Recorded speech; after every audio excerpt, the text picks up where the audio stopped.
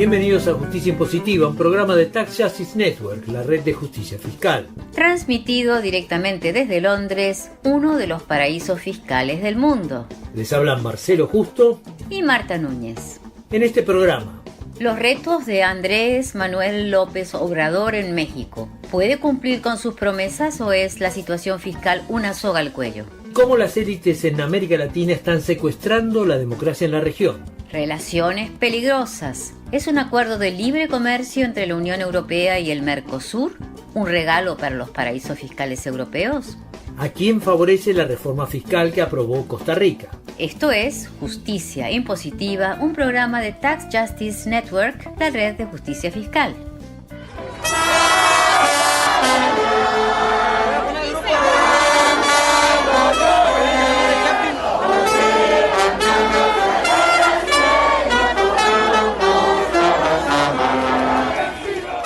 Ese es mi compromiso, establecer un sistema de salud de primera, de calidad, gratuito, como en Canadá o como en los países nórdicos.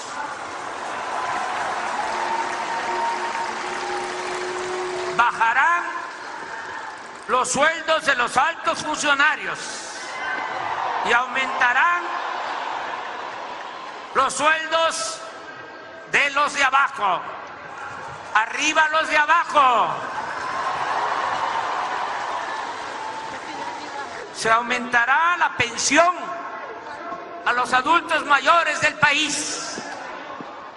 Andrés Manuel López Obrador prometió una transformación profunda y radical en su discurso de Asunción el 1 de diciembre y no cabe la menor duda que eso es lo que necesita el país. Según cifras oficiales, 7 de cada 10 mexicanos vive hoy en la pobreza. Los trabajadores perdieron un 80% de su poder adquisitivo en los últimos 30 años. La situación es igual o peor en el campo, donde sobre un total de 26 millones de personas, un 60% vive en la pobreza. Esta pobreza se refleja, como decía el presidente mexicano, en el acceso a la salud. Un cálculo escalofriante de la ONG El Poder del Consumidor estima que en 2018 enfermedades relacionadas con la diabetes se cobrarán la vida de unos 100.000 mexicanos. Si a este somero resumen de deudas sociales le sumamos el tema de la violencia vinculada al narcotráfico y la delincuencia, el panorama es sombrío. En el 2017 se registraron más de 31.000 asesinatos. La pregunta entonces es ¿cómo hará Andrés Manuel López Obrador para lidiar con todos estos problemas? Justicia Impositiva se lo preguntó a Carlos Brown Solá, coordinador del programa de justicia fiscal del Centro de Análisis e Investigador Fundar. Es una agenda profundamente desarrollista, es una agenda que está basada en la idea de que los megaproyectos detonan procesos de desarrollo, que es algo que se había abandonado en los últimos 20-25 años. Llega con una agenda de gasto público expansivo para temas de subsidios y para temas de subvenciones y ayudas del Estado a grupos vulnerables, pero con una losa terrible en temas del espacio fiscal. Son proyectos que evidentemente van a requerir una inyección de flujos fuertes, con las que el gobierno federal cuenta en una medida muy restringida. Todo eso es un escenario ideal para empezar a hablar de impuestos en este país. México es un país que recauda 17.4% del Producto Interno Bruto más o menos. Implican un nivel de recaudación similar a lo que tiene El Salvador. Entonces estamos en una situación muy peculiar. Somos la 15ª economía más grande del mundo, recaudando como la 3ª economía más pobre de América Latina. Esta irrisoria recaudación fiscal ha ido de la mano de un considerable aumento de la deuda durante el sexenio del presidente saliente Enrique Peña Nieto. Hoy la deuda representa un 43% del Producto Interno Bruto. Como comentamos en el programa 26 de agosto de 2018, México es uno de los países de la región en el que la recaudación fiscal depende mucho de un recurso, en este caso del petróleo. En el sexenio de Peña Nieto, el precio internacional del petróleo cayó de $120 a $35-40 el barril. Como uno de cada $3 que usaba el fisco para el gasto público provenía de la recaudación petrolera, esto obviamente tuvo un fuerte impacto en los ingresos fiscales. Para compensar este agujero en las finanzas públicas, el gobierno de Peña Nieto puso un impuesto a la gasolina que estaba hasta ahí subsidiada, una medida que fue bautizada el gasolinazo y provocó fuertes protestas. El gobierno también intentó una reforma fiscal muy tibia que mejoró un poco las cosas, pero no solucionó nada. La propuesta de Andrés Manuel López Obrador para lidiar con este problema es un ajuste por el lado de la austeridad presupuestaria y la lucha contra la corrupción. Según Carlos Brown Solá, estas medidas no son suficientes.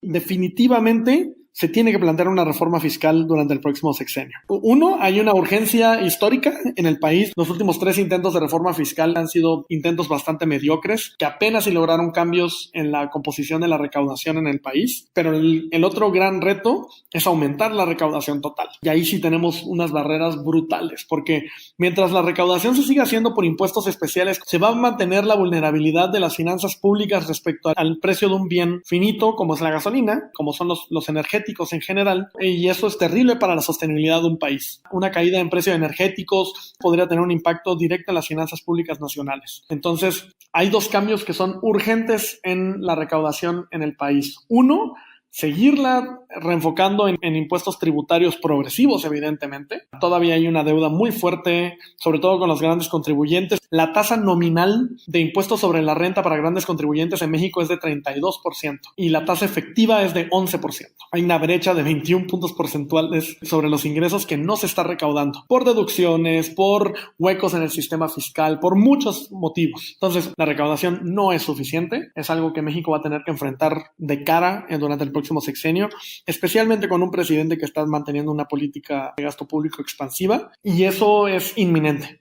Queda claro que la evasión fiscal es uno de los protagonistas de esta reforma fiscal urgente e inminente de la que habla Carlos Brown Solá, coordinador del programa de justicia fiscal del Centro de Análisis e Investigación Fundar. Es interesante, Marta, que si no se hizo nada hasta ahora no es por falta de información sobre el tema de la evasión y su impacto sobre las finanzas públicas. En México, todos los años, la Oficina de Administración Tributaria, la SAT, encarga a una universidad un estudio para evaluar los niveles de evasión fiscal. En el último estudio, el de 2017, se estimó que la evasión fiscal equivalía a un 17% de la recaudación total mexicana. En términos de la actividad económica del país, representaba un 2,6% del Producto Interno Bruto Nacional, equivalente a la mitad de lo que el país gasta en educación cada año.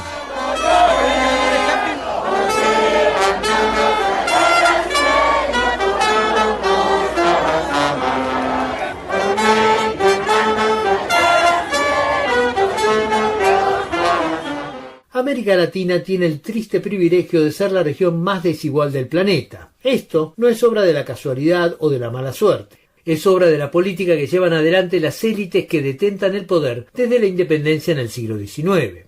La organización humanitaria Oxfam acaba de publicar un informe en colaboración con el Consejo Latinoamericano de Ciencias Sociales, CLACSO, analizando 13 casos concretos en los que las élites capturan el Estado y el poder político para manipularlo a su favor. El título del informe pone los pelos de punta: democracias capturadas, el gobierno de unos pocos. En otras palabras, esta democracia que costó sangre, sudor y lágrimas en el siglo XX está en peligro. Y el diagnóstico de Oxfam no puede ser más claro. El problema de fondo es que el Estado mismo termina capturado por élites. Y cuando hablamos de élites económicas, financieras, políticas, mediáticas. El informe comienza señalando que el 1% más rico de América Latina concentra el 37% de la riqueza. En el 2000, el 1% más rico detentaba el 33%. En otras palabras, en la región más desigual del planeta, la desigualdad se profundiza año a año.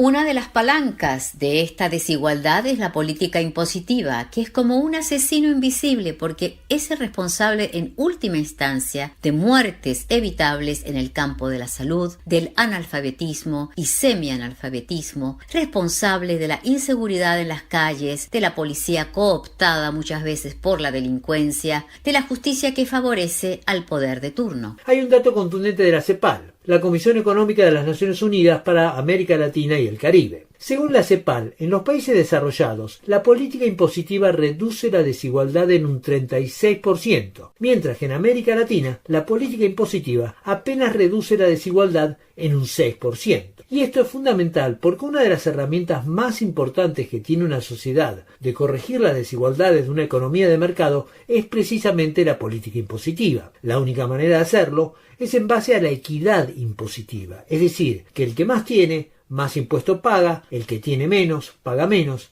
y el que no tiene, no paga.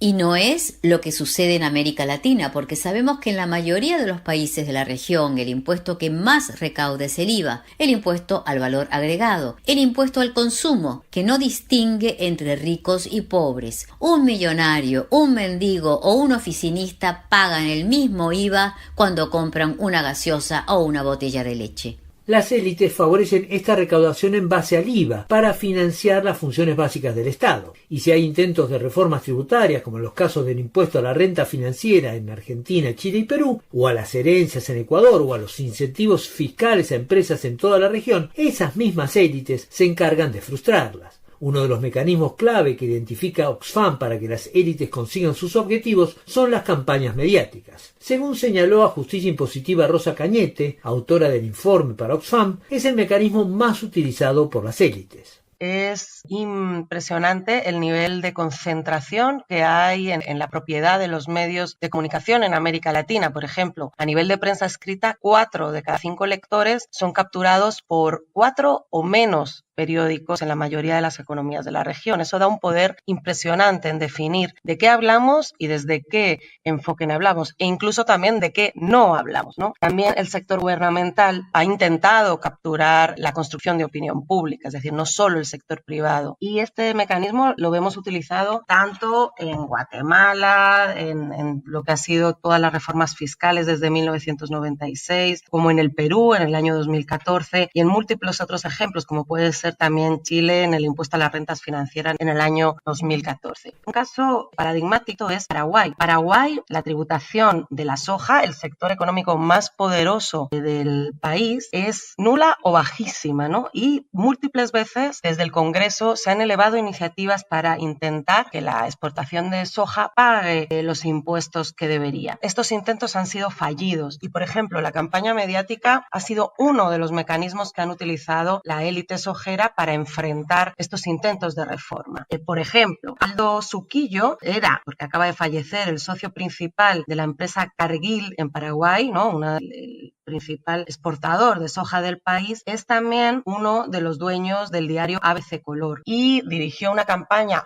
fortísima cuando gobernaba Lugo en contra tanto de la imposición a la soja, pero también en contra de quien lo estaba empujando, que era Fernando Lugo, que acabó dándose un golpe parlamentario, lo destituyó, ¿no? Con este poder de fuego mediático, las élites de América Latina condicionan o directamente frustran cualquier intento de cambio. Nos preguntamos cómo puede ser que un ultraderechista, racista, homófobo que desprecia la democracia y pregona la violencia como Jair Bolsonaro haya sido elegido como presidente de Brasil. He aquí una de las causas, la concentración mediática y su poder para formatear la opinión pública. Pero veamos otra de las herramientas que utilizan las élites, la llamada puerta giratoria que une al gobierno y las élites del sector privado.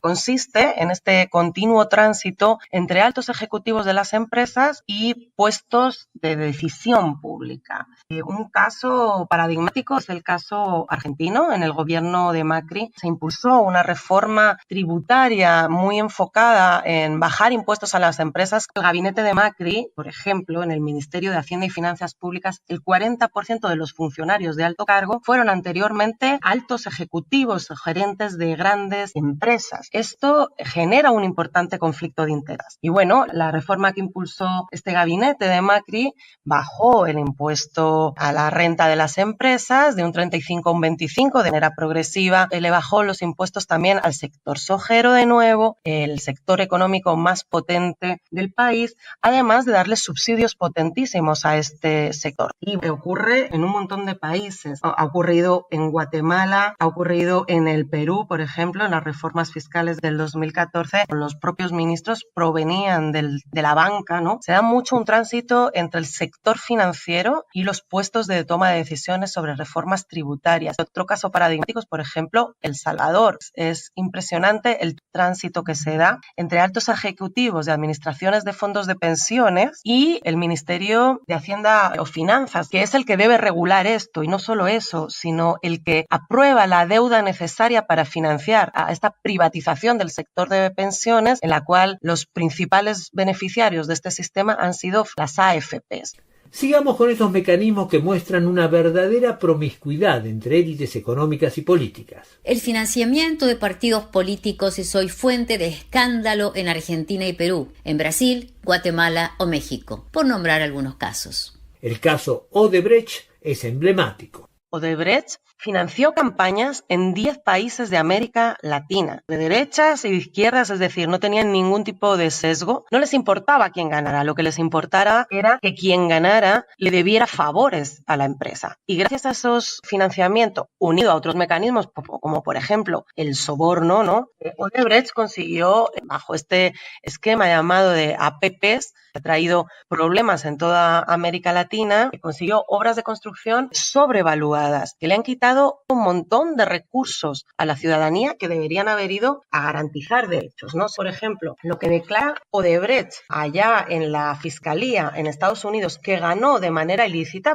fueron, por ejemplo, en República Dominicana, $163 millones que ganó gracias a mecanismos ilegítimos, ¿no? Estos $163 millones, por ejemplo, en República Dominicana, podrían haber construido más de 9.000 viviendas en un país donde hay un déficit habitacional brutal. Entonces, cuando se dan este tipo de asociaciones de colusión entre el interés privado, entre las élites políticas y las económicas, esos recursos que acaban en manos privadas les son negadas a la garantía de derechos y a los recursos que necesitamos para garantizarlos, que son muy escasos en muchos países de la región. Rosa Cañete, de la organización humanitaria Oxfam, que acaba de publicar Democracias Capturadas, el gobierno de unos pocos, un documento fundamental que les recomendamos leer en su totalidad. Como decíamos, el informe identifica 11 mecanismos en 13 casos de países de América Latina en donde el gobierno elegido ha terminado favoreciendo a las élites. Así las cosas, nos sorprenden los datos que publica Latinobarómetro, una encuesta que viene siguiendo el apoyo popular a las democracias en América Latina. En 1995, cuando comenzaron estas mega encuestas que hace Latinobarómetro, un 80% de la población en América Latina apoyaba la democracia. En el último informe de 2018, el promedio regional de satisfacción con la democracia es del 24%.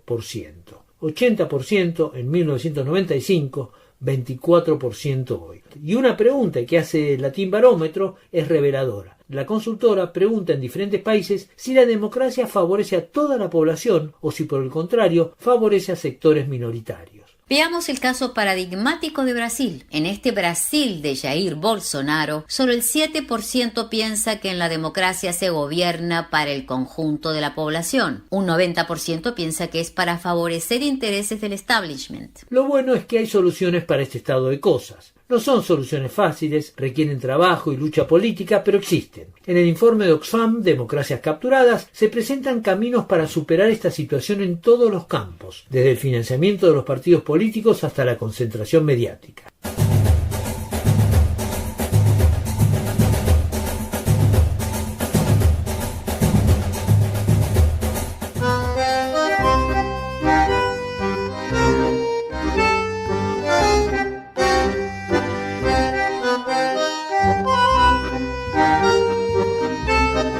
La cumbre del G20 no produjo un acuerdo de libre comercio entre la Unión Europea y el Mercosur. Todo lo contrario. El atribulado presidente francés, Emmanuel Macron, dejó en claro que Francia no aceptaría acuerdos con potencias que no respetaran el Acuerdo de París sobre cambio climático. La alusión que hacía el presidente francés era clara. En su campaña electoral, el presidente electo de Brasil, el ultraderechista Jair Bolsonaro, se había manifestado en contra del acuerdo. Es decir, que otra vez parecía el final de un acuerdo que se viene negociando desde los años 90 sin mayores resultados. Pero en una conferencia de prensa posterior a la cumbre del G20, Mauricio Macri señaló que el mismo Bolsonaro le había dicho que quería avanzar en las negociaciones con el bloque europeo.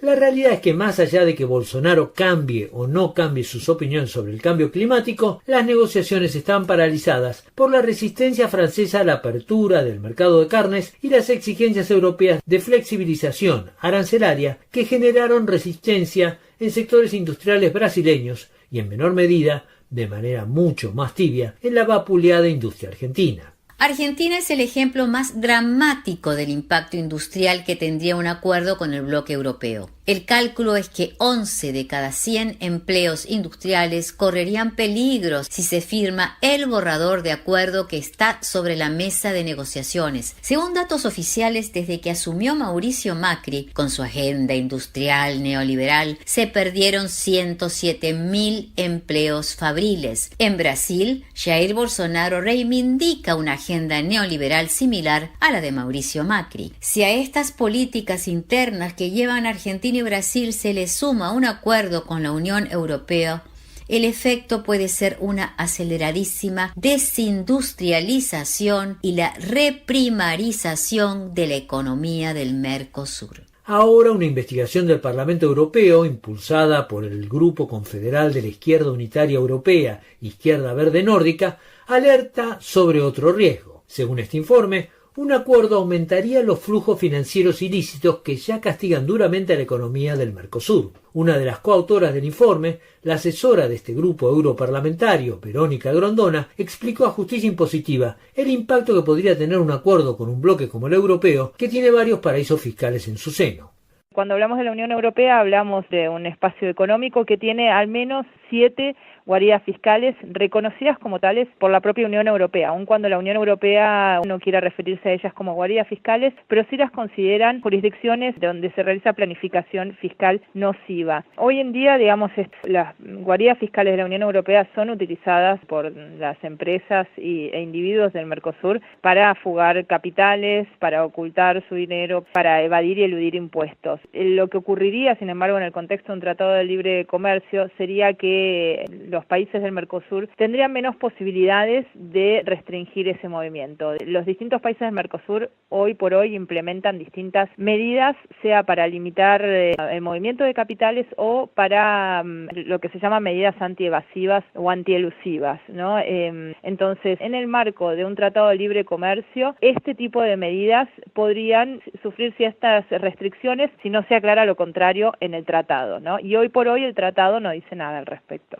El informe estima que los países del Mercosur tienen una riqueza financiera offshore que supera los 853.000 millones de dólares. Repito por las dudas, 853.000 millones de dólares. Pero, peor aún, esta fuga de capitales en países además sedientos de inversión y que sufren tensiones frecuentes en el valor de su moneda ha aumentado desde el estallido financiero de 2008 a un promedio de más de 56.000 millones de dólares anuales. Si a esta situación le añadimos que, como decía Verónica Grondona, algunos países clave de la Unión Europea son paraísos fiscales, vemos que el Mercosur podría desfinanciarse de un modo todavía más dramático. En el índice de secreto financiero de la organización que financia este programa, la Tax Justice Network, la red de justicia fiscal, Luxemburgo ocupa el 6º lugar a nivel de secreto financiero global. Holanda está en el 14º puesto, el Reino Unido en el puesto 23, aunque salta a los primeros lugares una vez que se toma en cuenta su relación con los territorios de ultramar como las Islas Caimán o las Bermudas. La Unión Europea tiene acuerdos de libre comercio con unos 50 países. La asesora del Grupo Confederal de la Izquierda Unitaria Europea, Izquierda Verde Nórdica, Verónica Grondona, explicó a Justicia Impositiva cómo se comparan estos acuerdos con lo que se sabe del borrador de acuerdo que hay entre el Mercosur y la Unión Europea.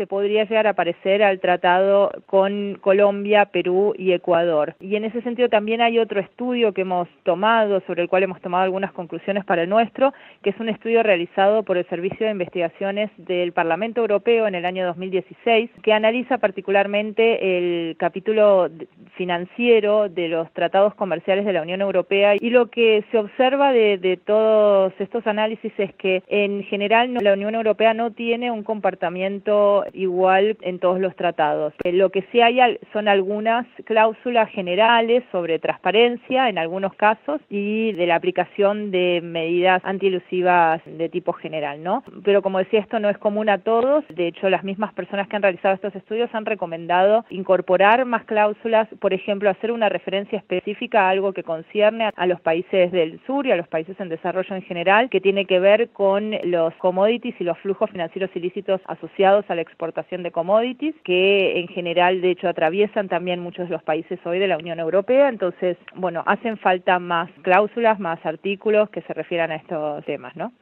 La asesora del Grupo Confederal de la Izquierda Unitaria Europea, Izquierda Verde Nórdica, Verónica Grondona. En Costa Rica, el gobierno de centroizquierda de Carlos Alvarado Quesada logró la aprobación legislativa de la polémica Ley de Fortalecimiento de las Finanzas Públicas. Alvarado Quesada asumió en mayo y su reforma fiscal generó huelgas, protestas y requirió la intervención de la justicia para que finalmente el legislativo consiguiera aprobarlo. El gobierno dice que es una ley progresista y responsable. Los sectores que se oponen dicen que traiciona el mandato electoral con el que llegó Alvarado Quesada al gobierno. Todas las partes están de acuerdo que Costa Rica tiene un problema. Desde el estallido financiero global del 2008, el déficit fiscal ha aumentado, igual que la deuda que se emitió para cubrirlo. En el 2017, el déficit cerró en un 6,2% del PIB, mientras que la deuda superará el 50% del PIB. Hoy, los servicios de la deuda son el gasto presupuestario más grande que afronta el país. Según el gobierno, la reforma fiscal que acaba de aprobar el legislativo es el camino para lidiar con este problema. En un intento de mantener sus credenciales progresistas, el gobierno del presidente Carlos Alvarado Quesada señala que más del 80% de la recaudación que se conseguirá con la reforma provendrá de los bolsillos del 30% con mayores ingresos. Sindicatos y organizaciones sociales se han opuesto a esta ley. Jorge Coronado Marroquín, director de la Red Latinoamericana por la Justicia Económica y Social, Latindad, y miembro de la Comisión de Enlace en Costa Rica, explicó las objeciones que tienen al proyecto gubernamental. Las finanzas públicas han venido siendo erosionadas por 4 o 5 factores estructurales. Uno, la evasión del impuesto de ventas y el impuesto de renta, que representa un 8.22% del PIB. Segundo, la elusión del comercio exterior vía 2 mecanismos: falsa facturación y manipulación de precios de transferencia. Ese hueco financiero representa cerca del 38% del PIB. 3. El sistema de privilegios y exoneraciones fiscales a sectores económicamente poderosos. En este caso, prioritariamente son sector financiero, sector turismo, zonas francas y exportadores. Esos sectores reciben en incentivos fiscales y exoneraciones un 5.34% del PIB. Y finalmente, vía tratados de libre comercio que han venido promoviendo la desgravación arancelaria a las importaciones, representan un 2.5% del PIB. Ahí está el problema del déficit fiscal, y ninguno de esos aspectos la propuesta tributaria entra a resolver, porque resolver esos problemas significa tocar intereses económicos de las élites y de los sectores económicamente poderosos del país. Estas fallas estructurales que menciona Jorge Coronado Marroquín llevó a Costa Rica a ser el país con menor recaudación impositiva en Centroamérica después de Guatemala. Guatemala recauda un 10% del Producto Interno Bruto, Costa Rica alrededor de un 13%, El Salvador un 17%. Si uno lo compara con la recaudación de los países desarrollados, nucleados en la Organización de la Cooperación y el Desarrollo, OCDE, se encuentra que estos países tienen una recaudación promedio del 34%. De modo que la vía que eligió el gobierno de Alvarado Quesada es aumentar la recaudación por la vía del incremento de los impuestos al consumo ni por la vía de la austeridad presupuestaria para generar un superávit que permita el pago de la deuda. En resumen, tenemos un gobierno de centro-izquierda que adopta la vieja receta neoliberal. ¿Se va a solucionar el déficit fiscal de esta manera? Nuevamente, Jorge Coronado Marroquín. Los mismos voceros de la propuesta han reconocido que con este proyecto no se resuelve el déficit fiscal. En los datos más positivos hablan de que lo que va a recaudar es un 1.4% del PIB y recordemos que tenemos un déficit que ya excede el 7%. Esta reforma lo que tenía por propósito era decirle a los mercados internacionales: nosotros estamos aplicando rígidamente una receta de austeridad y eso nos permite entonces seguirnos endeudando. Entonces ya la ministra de Hacienda ha planteado que están solicitando $4.000 millones en eurobonos en nuevo endeudamiento a 1.000 millones por año a partir de este año. Jorge Coronado Marroquín, director de la Red Latinoamericana por la Justicia Económica y Social, Latindad, y miembro de la Comisión de Enlace en Costa Rica. Llegamos hacia el final de este programa, el último de 2018. Les agradecemos mucho la compañía que nos han brindado en todo el año y les deseamos muy felices fiestas. Desde Justicia Impositiva brindamos por un 2019 con justicia social. Marcelo Justo y Marta Núñez.